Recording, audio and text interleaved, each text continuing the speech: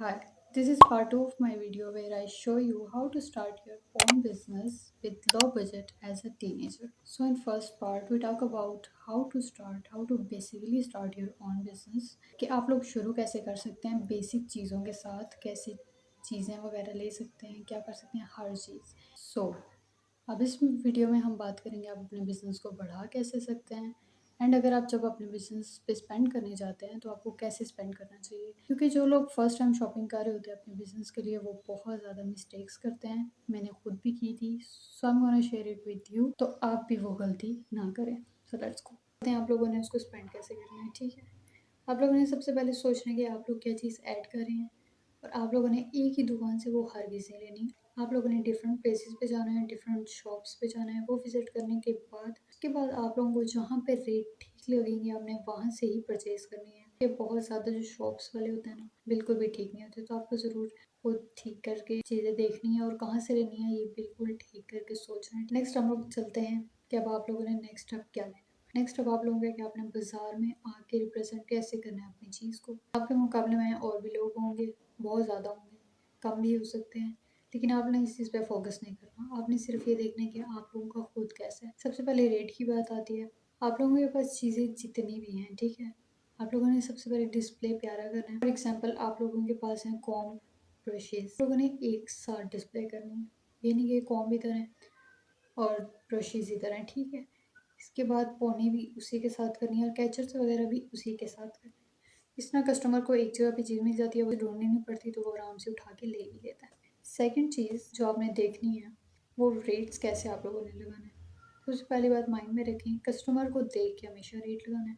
आपको थोड़ी देर से बाद खुद ही आइडिया हो जाएगा, लेकिन जब कस्टमर को आप लोग देखेंगे तो अगर आप लोगों का लग रहा होगा कि ये लेने वाले हैं तो अपने रेट्स को हमेशा थोड़ा ठीक लगाना है। लेकिन अगर आपको लग रहा होगा कि वो थोड़े से रेट कम करवा रहे हैं या नहीं लेने वाले, तो उसके बाद आप लोग थोड़ा उनको रेट मुनासिब बताइएगा। लेकिन हमेशा याद रखना कि जो एक चीज़ का रेट है, जैसे आपको अगर वो 45 की पड़ी है या 50 रुपीज़ की पड़ी है, उसका रेट 200 या 150 ज़रूर लगाना है।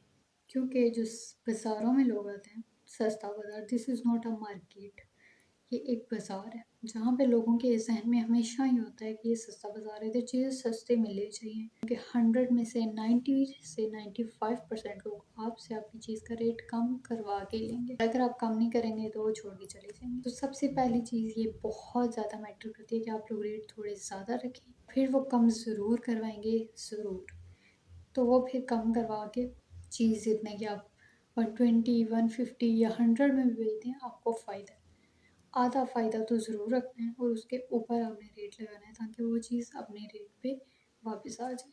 कभी भी कम प्राइस नहीं लगाना, ये हमेशा याद रखिएगा। ये बाद में आपको अगर आप लगाएंगे 100 वो आपको कहेंगे 50 लगा दें। हमारे साथ ये काफ़ी दफ़ा हुआ है, जो हमने चीज़ हमें 50 या 60 की पड़ी है, हमने शुरू में वो 100 लगाई थी, तो वो आके कहते थे 50 कर दें। हम 50 की चीज़ बता 30 20 का कहते हैं। तो आप लोगों से वो कम ज़रूर ही करवाएंगे। आप लोगों ने अपना रेट ज़्यादा ही रखना। तो नेक्स्ट चीज़ सेलिंग होगी, ठीक है।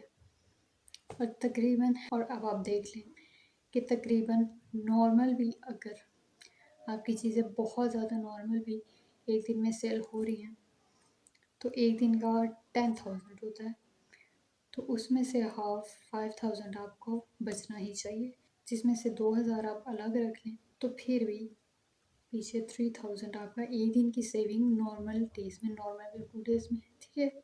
हम हर वीक जाते हैं सामान लेने के लिए, एक डे हमने रखा हुआ है जिसको हम नहीं लगाते बाज़ार और हम लोग सामान लेने जाते हैं। आप लोगों ने भी इसी तरह करना है, कोई एक डे रख लेना है या मंथली आप सामान लाएंगे तो बीच में से कम हो जाएगा, फिर आपको मसला होगा जाने के लिए। तो एक वीक में कोई डे रख लेना जिसमें आप हर वीक को सामान लेने जाएं, अगर पास है जगह लेके आने की। Okay, so first thing is कि आप लोग बढ़ा कैसे बिजनेस कर सकते हैं।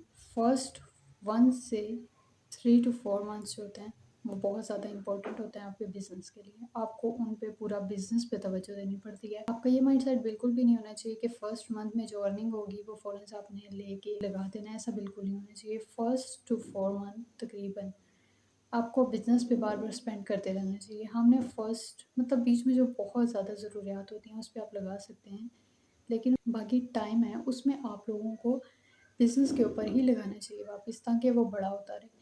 हमने सेम किया था 4 मंथ तकरीबन उसने लिए थे। सेकंड चीज़ कि अब आप लोगों ने चीज़ें कैसे खरीदनी है, स्पेंड कैसे करना है बिज़नेस पे।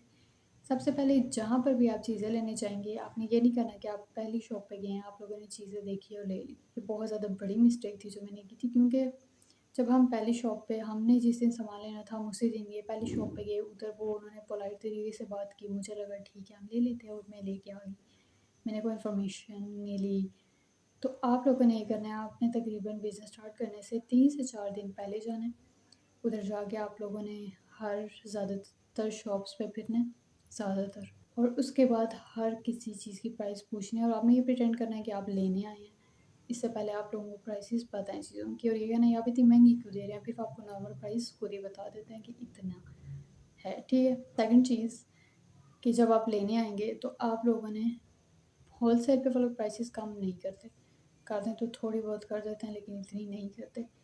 तो आप लोगों ने चीज़ें उसी हिसाब से सोच के लेनी है। आप ये नहीं सोचना जो मुझे पसंद है मैं वो ले लूँ। आप लोगों ने ये देखना है कि आपके कस्टमर्स को क्या चीज़ पसंद है, आपने उस हिसाब से लेनी है।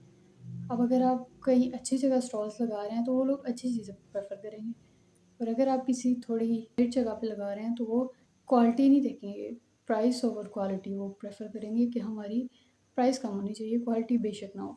तो आप लोगों ने यही करना है कि आप लोगों ने अपनी जगह के हिसाब से आप लोगों ने देखना है। सो अभी तक स्पेंडिंग तक हो गया, आप लोगों ने स्पेंड कम ही कोशिश करना है, और उसके बाद जब अर्निंग आना शुरू हो जाएंगी तो आप लोगों ने ये करना है कि फ़ौरन से अपने ऊपर स्पेंड नहीं करना, बल्कि बिज़नेस पे वापस करना है ताकि वो बड़ा हो और फिर ज़्यादा अर्निंग हो। ये चीज़ हमेशा ध्यान में रखना। और एक और चीज़ कि हमने जो फर्स्ट शुरू किया था हमने हर चीज़ क्वालिटी वाली लाई थी, हर एक चीज़। स्टेनलेस स्टील हमने ज्वेलरी शुरू की थी, हमने सोचा था हम ज्वेलरी करते हैं, तो हमने स्टेनलेस स्टील लाया था हर ज्वेलरी में। पर हमने मिड जगह पे लगाया था, इतना कोई एक्सपेंसिव या क्वालिटी वाली चीज़ें जो लोग समझते नहीं है वहाँ पे नहीं थे। तो वो चीज़ें 3-3 4-4 महीने हमारे पास पड़ी रही और लोगों ने नहीं ली, क्योंकि उन्हें प्राइस मैटर करती है, उन्हें ये चीज़ें मैटर नहीं करती, और जिस प्राइस पे जो सेल की थी हमने वो उसी प्राइस पे करनी पड़ी थी जितने की वो आई थी।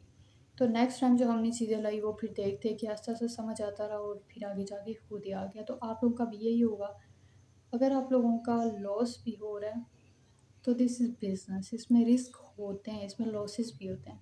सो आपको बस ये करना है कि आपको उसको कंटिन्यू रखना है और उसके बाद वो हो जाएगा। लेकिन ज़्यादातर चांसेस ये हैं कि आपका बिज़नेस अल्हम्दुलिल्लाह से सक्सेसफुल होगा, और अगर आप लोग शुरू कर रहे हैं तो आप लोगों को डरने की ज़रूरत नहीं है। आप ज़रूर शुरू करें कि आपको सक्सेस की तरफ ज़रूर लेके जाए। सो ये वीडियो यहाँ पर हम एंड करते हैं। अगर आपको कोई भी क्वेश्चन हो तो आप कमेंट में पूछ सकते हैं, मैं ज़रूर रिप्लाई करूँगी। नेक्स्ट वीडियो में मिलते हैं, तब तक के लिए अल्लाह हाफ़िज़।